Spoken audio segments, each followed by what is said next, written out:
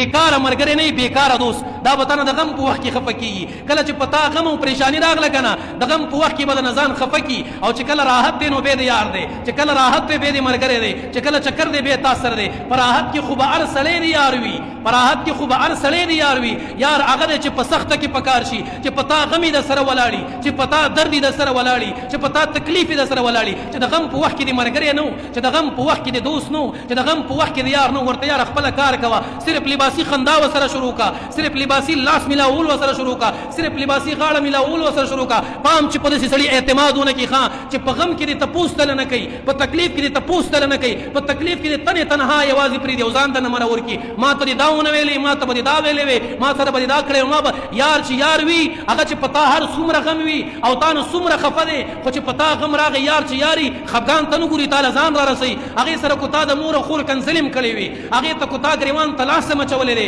کو په هغې دې سر مات کړی خو چې یار دی او دوست دی او ملګری دی چې په تا غم راغی بغیر تپوسه به دې سر ته ولاړي بغیر تپوسه به تا سره ولاړي بغیر تپوسه